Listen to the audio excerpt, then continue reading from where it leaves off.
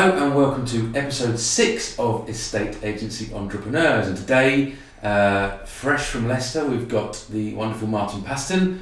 Martin, welcome to the show. How are you? Yeah, not too bad. Good. How's the centre of the universe hit you? I was just about to say, I'm finally meeting the centre of the universe. Yeah, fantastic. I've been asking everyone that, and everyone's like, rolling their eyes, going, here we go again. So, I'll maybe have to stop asking people that. 6 episodes in, and people are probably getting bored of that. But it's got a lot to live up to be fair. It has, exactly. So, Martin, we're here just to discuss kind of your journey and your history and the future and everything in between. And so, let's start at the start. Tell us your background in estate agency. How did you get into it? When did you get into it? Who was it for? When was that? And all that kind of stuff. So, started about 14 years ago. So I was 20 years old. Always really enjoyed sales. Had worked in gyms and other things, but sales was really the thing that pulled me. And the way I saw it was, if you're going to sell something, you may as well sell the biggest thing that you can sell, which is pretty much property.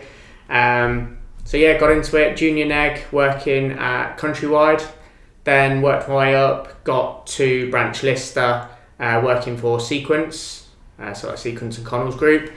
I didn't really ever want to go into the branch management side of things. It wasn't.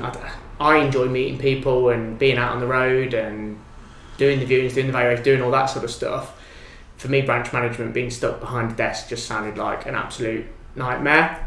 I was quite close to leaving the industry, to be honest, mainly because I feel like what the high street estate agent was doing and what the customer wanted was detached. So the customer wanted to sell the house, but the high street agent was all about just getting properties on the market. So my job was literally just to list as many as possible, get them onto the market, and that was my job finished. Go on to the next one, list it on the market, get as many as possible.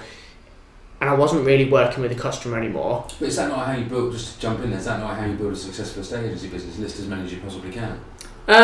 It's probably how you build a successful estate agency business when you're looking at the bottom line. When all you're looking at is you list as many as possible, 50% of those will probably just sell, and the more you list, the more you sell. But then look at it from a customer's perspective. They don't care whether you list 20, 30, 40 houses. They care that you put their one house onto the market and that you sell their one house and that you give them good customer service and that you get them through to completion. They don't care whether you're listing 20 or 30. And that's where I looked at it from another standpoint and said, actually, from the customer, this model of estate agency is not geared towards what they want. And like the turnover of staff in a high street office, and generally who is doing different bits of work at different times, it's generally going to be your most junior member of staff who's going out and doing the viewings. Well, that's vitally important to a seller, that the person is not just a door operative. There's someone that understands property, that understands a person's needs, that builds relationships. So it was detached, and I just really felt that it wasn't the right way forward.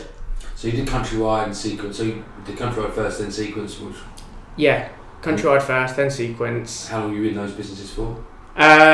2 and a bit years at Countrywide, then another 2 and a bit years at Sequence, and that's when I kind of thought, right, well, do I leave?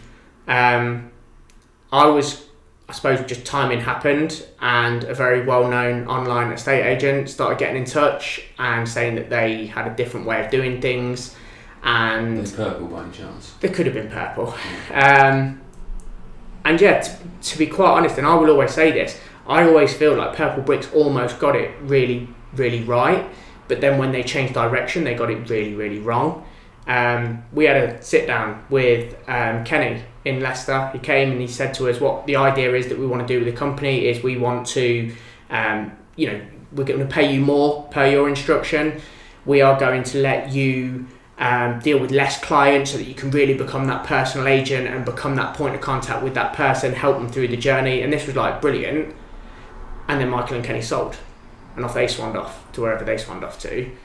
The new CEO came in who had never done a estate agency in his life and said almost overnight, right, actually what we're going to do is we're going to pay you less per instruction, and we just want you to go there, give it a valuation, get it onto the market, take photos, do a floor plan, off you go, on to the next one. Head office will deal with that from now on. But prior to that, so were you dealing with, you joined Purple Bricks, so you were a self-employed agent when you joined them? Self-employed. Self-employed. Why do you do the fingers? Because you have to do certain things, and not things that are just because they're best practice or legal, but you have to see so many people. There are targets that are not maybe defined as targets, and there are pressures that come down that you have to quote a certain solicitor. Even if you know that solicitor is not the best solicitor for the client, you've still got to quote that, you've still got to get them to use it. So you felt you were going into a self-employed model before you went in. How quickly was it you realised that actually you weren't properly self-employed, but you weren't master of your own destiny, I suppose?